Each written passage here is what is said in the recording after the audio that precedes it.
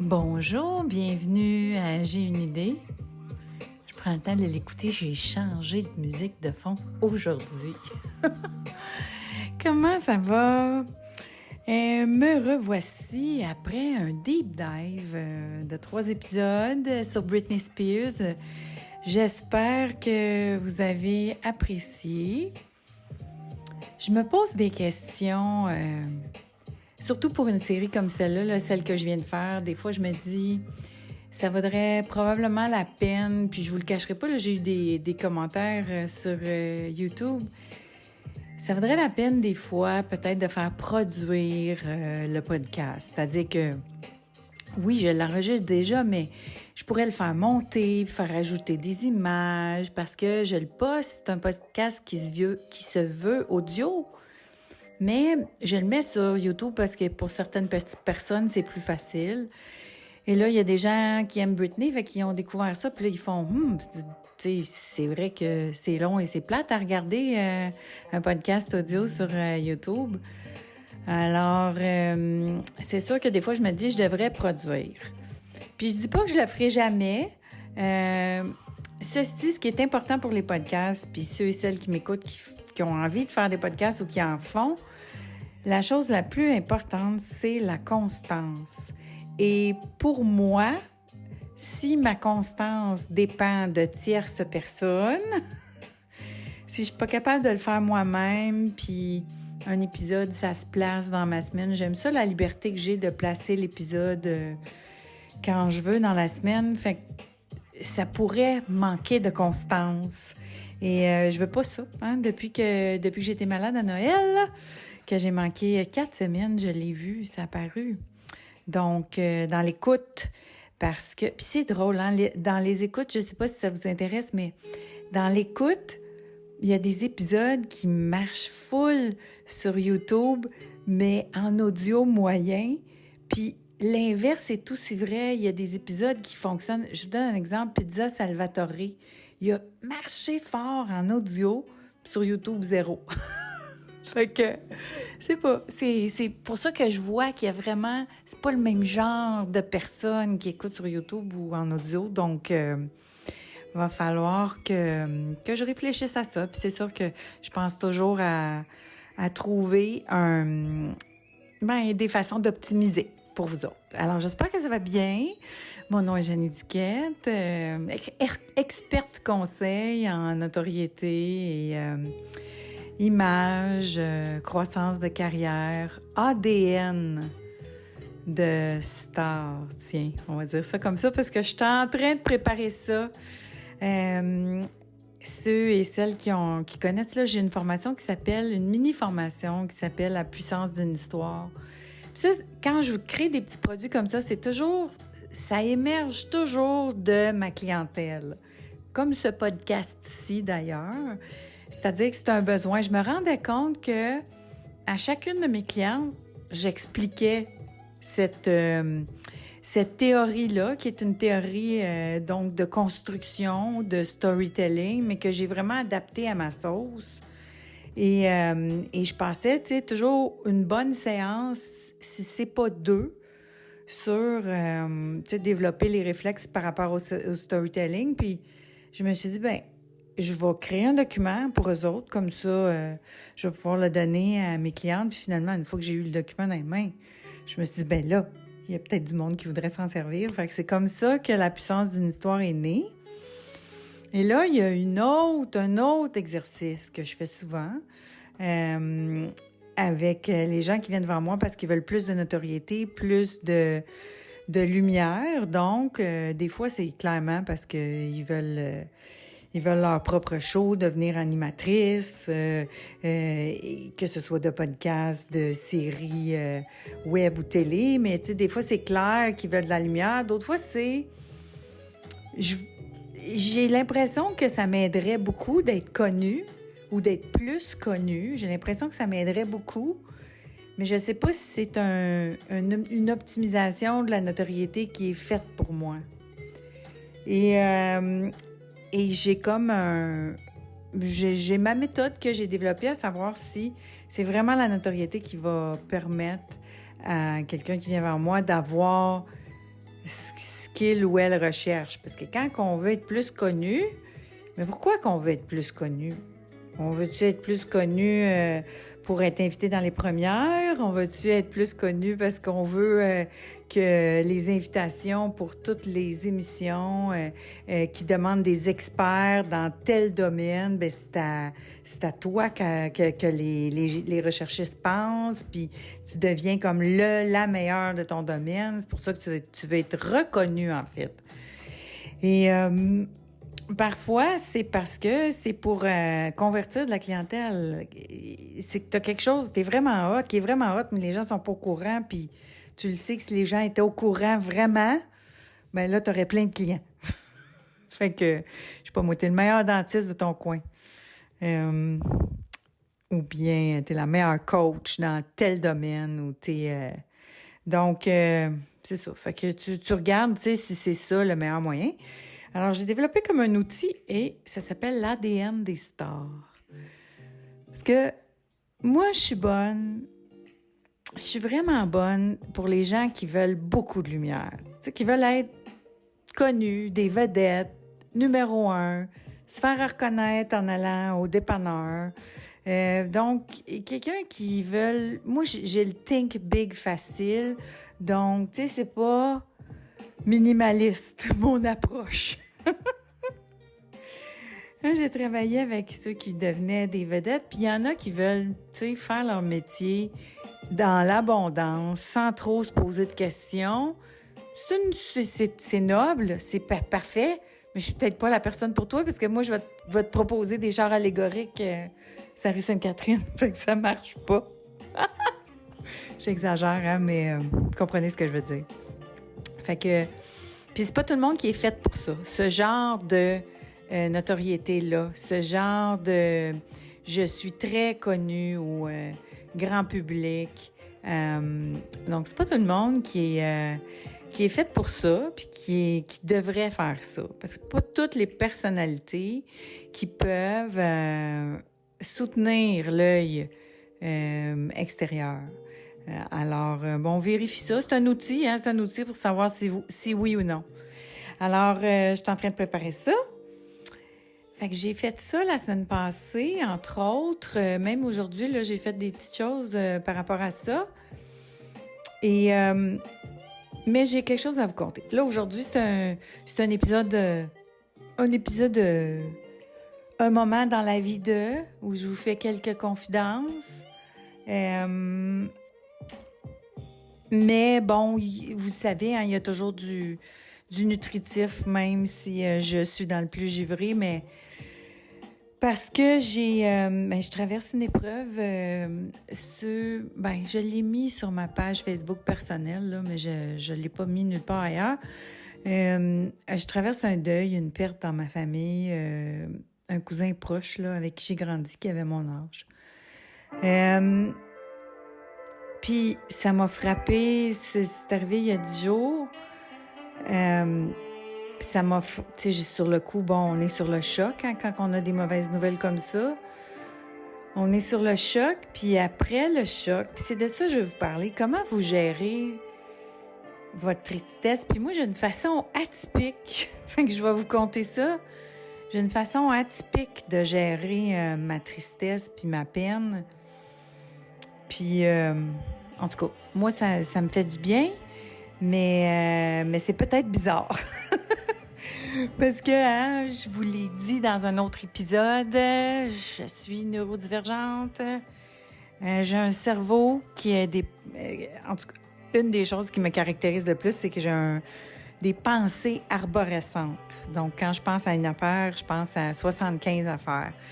Puis ça, c'est pas anodin parce que ça a eu beaucoup d'impact sur ma vie, notamment sur le sommeil. Je ne peux pas m'endormir parce que je pense trop. Alors, j'ai développé un paquet de façons pour m'aider à m'endormir. Donc, tu vois, j'ai une amie qui me connaît depuis longtemps.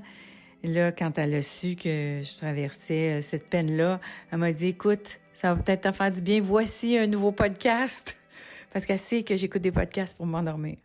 Alors, parce que quand je pense, quand j'écoute, Puis il faut pas que ce soit trop, tu sais, genre, je peux pas écouter Mike Ward, mettons, parce que je vais rire, puis ça me fait trop réagir. Faut que ce soit quelque chose qui occupe mon cerveau, mais pas trop. Donc, mais que je peux me diriger mes pensées sur ce que l'animateur, l'animatrice dit, puis si je me concentre là-dessus, ça occupe assez mon cerveau pour que mes pensées en arborescence partent pas dans tous les sens. Alors, quand j'écoute ça, je réussis à m'endormir. Mais c'est nouveau là qu'il y a des podcasts. Quand j'étais plus jeune, c'était pas ça, là. Il fallait que je m'endormais toujours la télé allumée. Ça, c'est quand t'es en couple, c'est weird, là. Hein? Qu'est-ce que tu fais avec le conjoint? Fait que comme ma grand-mère, j'ai découvert les petits écouteurs que tu pouvais mettre sur la radio, là. Tu sais, c'était des écouteurs uniques. Alors, je m'endormais avec ça. Ou plus jeune, il y a très longtemps, là, j'écoutais des cassettes. Puis, je l'ai vu... j'ai passé ma soirée, j'ai été au 100e de Jeannette. Oh, mon Dieu! Si je parle là-dessus, je vais vous raconter trop d'affaires. Jeannette, je vais vous faire un épisode dessus. Là. Je le fais pas tout de suite, mais j'ai vu Guillaume Lepage, puis j'aurais dû y dire que pendant des années, moi, je m'endormais sur de spectacles de Rock et Belles Oreilles. J'avais cette cassette-là, j'écoutais ça, j'écoutais les sketchs, puis là, mais je riais plus autant, parce que quand ça fait 700 fois que tu écoutes la cassette, à un moment donné, je l'écoutais pour m'endormir. Fait que ça gardait mes pensées. Fait que je partais jamais à la même place, comme ça. Bref, fait que ça, c'est mon cerveau bizarre. Puis là, mon cerveau bizarre, quand il y a de la peine, sur le coup, il est sur le choc. Et après ça, là, ça m'a frappé jeudi passé. Le jeudi, là, quand j'ai reçu l'avis de décès, là, c'est comme là, ça m'a rentré dedans. Vraiment intense. Puis, il y a beaucoup de personnes qui sont décédées autour de moi, puis des personnes de mon âge. Et c'est un peu ça aussi, c'est un peu hors norme par rapport aux gens autour de moi. Puis comment ça met de coudonc? Toi, t'as bien du monde qui meurt autour de toi, puis c'est vrai. Et c'est quelque chose qui me travaille, hein? Parce que moi, j'essaie de comprendre. J'essaie de comprendre, puis je me dis pourquoi? Et, est-ce qu'il y a quelque chose qui pourrait expliquer ça? Donc, c'était quelque chose de latent, mais on dirait que le décès de mon cousin, c'est comme la mort de trop, là. C'est celle qui a fait exploser le gasket de toutes les autres en arrière que je traîne depuis... j'ai une de mes bestes, j'ai 2 de mes bestes qui sont décédées à 40 ans, donc il y a 10 ans, un peu plus de 10 ans, 2 de mes bestes, donc ma beste du bureau d'avocat, Marianne Messier, je veux la nommer.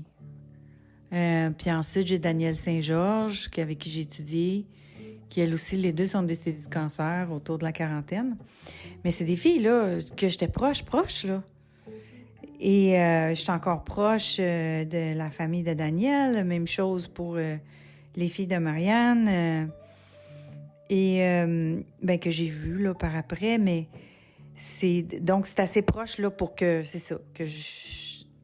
Et là, après ça, mon amie Sophie, ma meilleure amie de le plus longtemps, là, on était amis depuis qu'on avait 16 ans, puis décédée à 49 ans, crise cardiaque non détectée, parce que les symptômes féminins de la crise cardiaque, c'est pas les mêmes que pour les hommes, mais ça, on savait pas ça. Mon amie Sophie, après ça, mon ami Stéphane, qui est mon ami designer, là, qui est le conjoint d'un autre de mes grands amis, là, mais Stéphane, donc, diabète dans son cas, complications liées au diabète. Hey, je vous en compte des affaires. Et après ça, un de mes ex, avec qui j'avais un genre de connexion. Au funérailles, ses amis me disaient, mais coudonc, toi, vous n'avez pas été si longtemps ensemble que ça, non?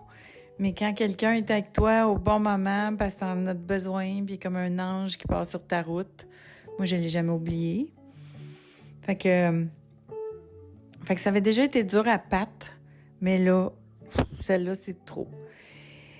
Et là, je vous raconte comment je gère ça, ma peine. Alors là, ça me rentre dedans. Puis là, je vous le jure, là, de la nuit de jeudi à vendredi, là, j'ai pas dormi.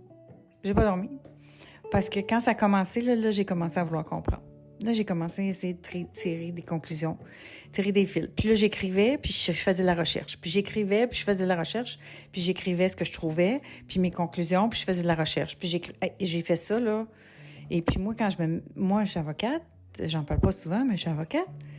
Puis j'en parle pas souvent, mais il a fallu quand même que je finisse ma formation professionnelle obligatoire la semaine passée. Parce qu'on a des cours d'éthique nécessaires. Ce que j'ai fait la semaine passée. Mais... donc, comme avocate, là, une des affaires que j'aimais le plus, c'était faire de la recherche. Puis à l'époque, c'était pas tout informatisé. Donc, il fallait beaucoup chercher à mitaine. Mais moi, j'aimais ça. Puis si t'avais une question compliquée, là, c'était moi que les gens venaient voir. Tu sais, j'étais la championne des questions compliquées. J'essayais de trouver dans d'autres pays aussi, puis des nouveaux arguments, des affaires qui s'étaient jamais faites. Je me souviens, on avait fait au Tribunal canadien du travail, on a fait une cause qui est allée, on était en évocation, en cours d'appel, parce que le syndicat s'était servi de clause de harcèlement sexuel, mais c'était 2 gars. Puis c'était pas dans une connotation... En tout cas, bref, je me souviens de ça. Tout ça pour dire que je me suis mis à faire de la recherche, puis de la recherche sur la neurodivergence, sur les difficultés, les troubles qui viennent avec, les comorbidités, les aspects physiques, un paquet d'affaires. Et ça me fait du bien, moi, faire ça. Je le fais. On s'entend, là, j'ai peut-être écrit la moitié d'un livre là, avec mes conclusions, puis tout le kit, là, puis je dictais, puis je faisais de la recherche en même temps. Moi, quand je cherche, ça me passionne. Puis là, mais, tu sais, j'ai un système, je dicte beaucoup, là, puis maintenant, tu sais, l'intelligence artificielle retranscrit, tu sais, facilement ce qu'on dicte. Alors, j'ai fait ça, puis ça m'a fait du bien. Ça m'a fait du bien de chercher des réponses, d'essayer de comprendre, puis d'émettre des théories que je m'émettais à moi-même. Puis c'est pas cet épisode-là, là, je vous rentre pas là-dedans aujourd'hui, mais juste dire que c'est une méthode pour gérer mon stress. Puis je suis bizarre. Moi, de faire la recherche, ça occupe mon cerveau, ça dirige mon intention quelque part, puis ça m'empêche de sombrer, puis en même temps, ces réponses-là, puis en même temps que j'écris, parce que même si je dis que j'écris, donc je ventile, puis ce que je ventile, je le relis, puis moi, ça m'aide à entrer en contact avec ma tristesse, parce que je suis quelqu'un qui... Bon, on rentrera pas là-dedans, là, mais qui avait de la misère, une fois rendu adulte, à toucher à sa tristesse. Mais c'est pas compliqué pour savoir si je suis triste, c'est que c'est la colère qui vient masquer la tristesse. Alors moi, quand je suis fâchée, quand je suis très fâchée, quand je suis en colère, souvent c'est de la tristesse. C'est ça qui se cache derrière. Alors moi, j'étais comme « Oh mon Dieu, ça n'a pas de bon sens! » Puis là, comment ça? J'ai pas jamais vu ça nulle part. Puis là, mais pourquoi? Fait que quand je rentre là-dedans, ben c'est là que c'est intéressant. C'est là que c'est intéressant de chercher des réponses. Le fait que j'écrive puis que je recherche, ça m'aide à faire sortir la colère, tasser la colère pour éventuellement toucher à ma tristesse. Parce que c'est important de vivre ses émotions. Ça fait quelques fois que j'en parle dans des épisodes, mais c'est important de vivre ses émotions puis c'est important d'y toucher. Je vous parle pas là, du monde qui vivent leurs émotions pendant 2 ans puis qui en reviennent jamais. Là. Bon. Et ça, c'est... Peut-être qu'on y touche pas tant, là, quand c'est ça. Puis ça me rappelle une anecdote que je veux partager avec vous, mais quand j'écrivais mon premier livre, Les 7 clés du leadership féminin, j'écrivais vers la fin, mais même pendant. Mais vers la fin, donc, on a une date, il faut remettre nos épreuves. Ensuite, il y a la correction avec la maison d'édition. Et c'est quand même un travail intellectuel demandant. Et qu'est-ce que je faisais quand je prenais des pauses d'écriture ou pauses de correction? Qu'est-ce qui me relaxait? J'ai fait toute ma généalogie familiale. C'était dans le temps où il y avait les émissions justement sur la généalogie, là, fait que je me suis pris de passion de ça. Alors, je me suis abonnée là, au site de généalogie, mais là, quand je trouvais des informations, je faisais des recherches, là, j'allais voir des sites historiques, là, je trouvais c'est qui les personnages, puis là, c'était qui, puis quoi. Mais, je vous le jure, ça me relaxait. Je suis bizarre. Et là, donc, j'ai fait toute notre généalogie familiale, tant du côté maternel que paternel, mais j'ai pris aucune note à l'époque parce que là, je relaxais, là. Fait que j'étais pas pour écrire 2 livres en même temps, là. Mais je me souviens, j'ai trouvé un paquet d'informations intéressantes que j'ai même découvert, là, il y a quelqu'un dans ma famille paternelle qu'on pensait que c'était un oncle amérindien. Finalement, moi, j'ai découvert que c'était un Allemand. Puis c'était un Allemand qui avait probablement changé son nom, comme quelques-uns à cette époque-là. Fait que, puis j'ai découvert des petites perles, là, des choses intéressantes qui, à chaque fois, j'étais comme « Wow! » Ah oui, puis je suis parente de loin avec Céline. Quand même, là, il y a quelque chose, là. Tu sais, c'est, de loin. C'est pas si loin que ça. Mais elle a de la famille, c'est du côté du père à Céline. Fait que, puis de ma famille maternelle. Fait que tout ça pour dire que j'ai géré ça. J'ai pas dormi de la nuit, mais je vais vous raconter la fin de l'histoire parce qu'elle est quand même intéressante. Le lendemain, donc, j'ai mon émission radio et par miracle, puis c'est ça, je me dis, c'était peut-être, pour moi, ma grand-mère, elle organise ses affaires au ciel. Mais c'était Marcia Pilote qui est venue avec sa fille, Marcia, qui est mon invitée chouchou. Elle vient souvent à faire une femme de soi. Et Marcia lance un livre, je vois ça passer. Moi, je me disais, oh, mon invité chouchou, j'avais parlé d'elle la semaine d'avant. Je me suis dit, je vais l'inviter, je l'invite minimum une fois par année. Alors, c'est celle qui est venue le plus souvent à faire une femme de soi, Marcia. Alors, là, elle vient avec Adèle, puis comme j'ai pas dormi, puis que je gère mes émotions et que là, au moment où je suis à la station, là, j'y ai touché à ma tristesse, là. Je l'ai tassé, la colère. Là, je suis pas mal dedans. Puis je me dis, je vais-tu être capable de faire mon show? Puis, c'est comme, j'ai de la misère à me concentrer, et tout ça. Vous le savez, là, quand on a des grosses émotions, tout ça, c'est difficile de se concentrer. Alors, c'était une émission merveilleuse, lumineuse. J'ai pas eu le temps de parler de ça. On a tellement ri minute 1 quand je les ai vus.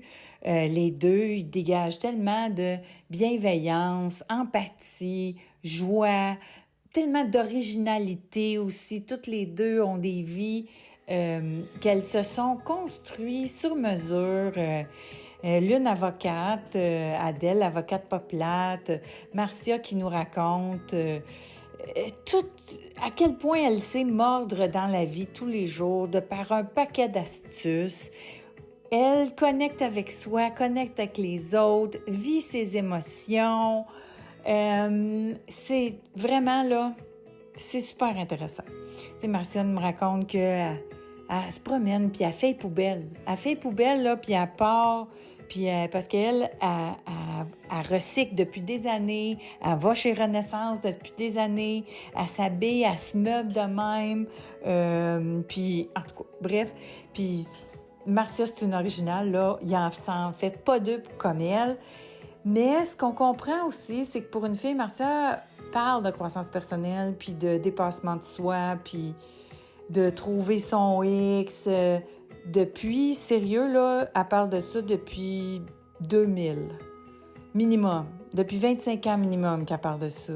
Bien avant que ce soit à la mode, bien avant qu'on constate que, c'est de travailler dans le positif, c'était encore plus puissant que d'aller ressasser les vieilles affaires.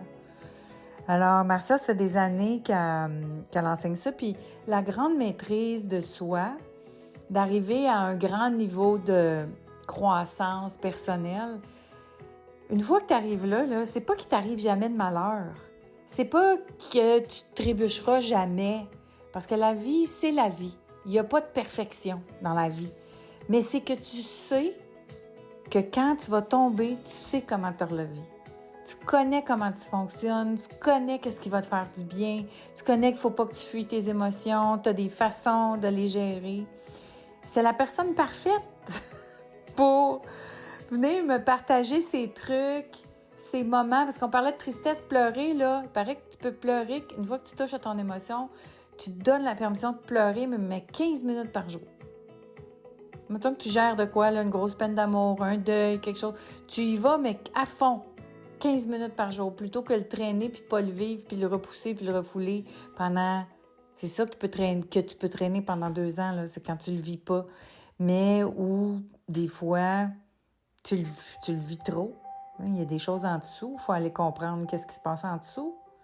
Puis moi, je le sais, cette tristesse-là, puis cette nuit blanche-là, c'est une accumulation, c'est pas juste ce deuil. Oui, celui-là, il est gros parce que c'est familial, puis c'est les souvenirs, puis c'est tout ça, mais c'est l'impact, bref, mais toutes les morts, là, c'est grave. Mais, en tout cas, mais il y a l'accumulation derrière aussi qui faisait que l'émotion était très forte, là. Fait que ça, c'était parfait de passer un moment avec Marcia.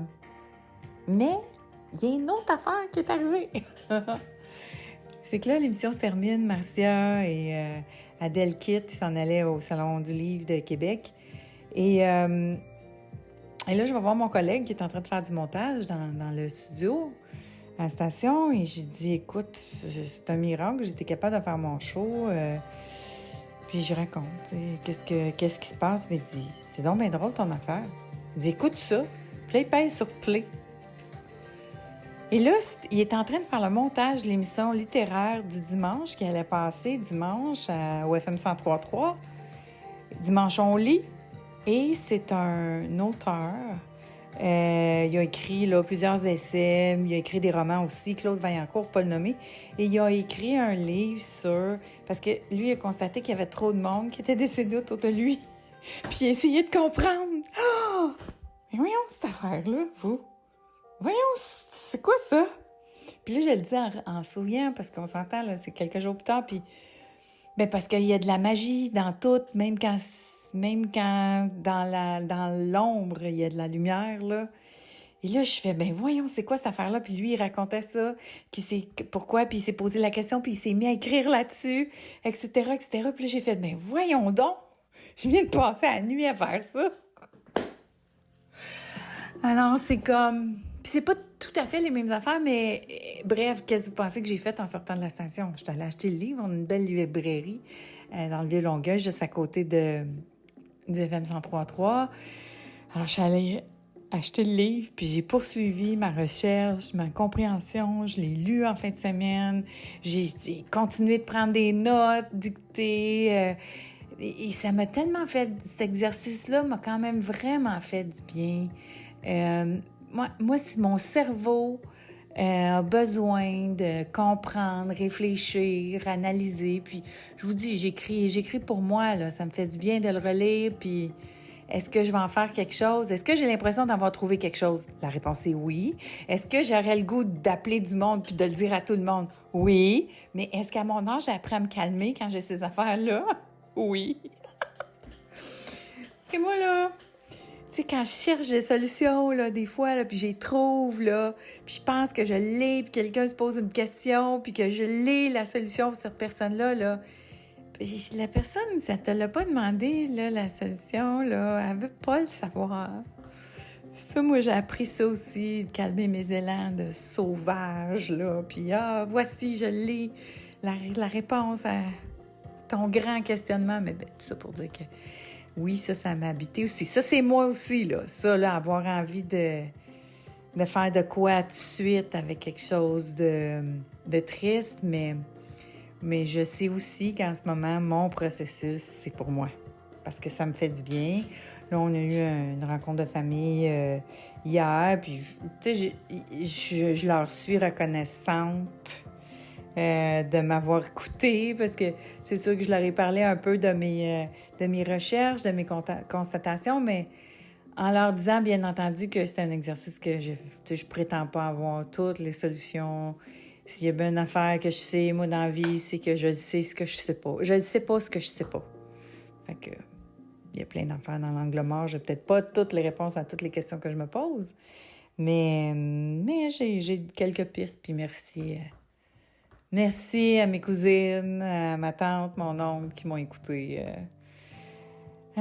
pour leur en parler. Ça fait partie de notre processus de deuil, hein, de pouvoir se parler. Donc voilà, fait que c'est ce que j'avais envie de vous partager en cet épisode un peu plus personnel. En même temps, ça m'intrigue, la gestion de la tristesse. Est-ce que c'est un processus que vous avez apprivoisé ou vous avez réfléchi ou c'est juste quelque chose que, mais pendant longtemps, on se dit, ben là, si je suis correct, fait que je n'ai pas besoin de me poser de questions. Mais à un moment donné, moi, je me suis rendu compte que si je suis correct, c'est parce que je le refoule trop bien. Puis que si je gère pas ce qu'il y a en dessous, ben ça s'accumule. Puis à un moment donné, ça sort. Puis quand ça sort, c'est pas bon. Alors, apprendre à gérer les épreuves au fur et à mesure. Je vous ai partagé mon truc bizarre, qui est de faire de la recherche, écrire, comprendre, me poser des questions, s'il y en a dans cette situation-là. Puis des fois, quand il n'y en a pas dans la situation, il y en a peut-être dans ma peine. Puis là, pourquoi j'ai de la peine de même? Puis là, pourquoi si? Puis là, c'est quoi? Puis c'est quoi les difficultés de tout ça? Puis là, je me pose des questions. Puis là, tu sais, exemple, j'ai-tu de la misère avec l'intimité? C'est quoi le monde qui a de la misère avec l'intimité? Puis qu'est-ce que c'est quoi? Puis là, qui a écrit là-dessus? Puis là, ouais, telle personne, tu sais, comprenez? C'est quoi? Ma bébiteté. Donc, de chercher les réponses aux questions, puis de les partager une fois que je les aurai. Je vais laisser ça mûrir, là, mais j'ai quand même trouvé des choses intéressantes. Puis en même temps que j'ai fait tout ça, mais j'ai aussi mis en place ce qui s'en vient pour ma nouvelle formation. Donc, l'ADN des stars. Avez-vous l'ADN des stars ou l'ADN d'une personne qui veut être connue, plus reconnue? Est-ce que c'est la solution pour vous en ce moment? Alors, je prépare ça. Ça va être prêt dans les proches. Et ça, ce sera pas long, là. Je vous le dis, je vous l'ai dit souvent sur certaines affaires, mais comme vous voyez, j'ai trop d'idées en même temps. Fait que le temps qu'ils se finissent, mais ils sont tous là. Fait qu'ils vont tous finir par émerger. Voilà. Fait que je vous remercie beaucoup pour votre écoute aujourd'hui. Puis merci de vos retours. J'aime ça échanger. Si vous prenez le temps, merci. J'ai eu des commentaires sur Spotify la semaine passée. Merci, ça m'a fait très plaisir. Et j'ai répondu. Et même chose sur YouTube. Donc, voilà. À très bientôt. Passez une belle semaine.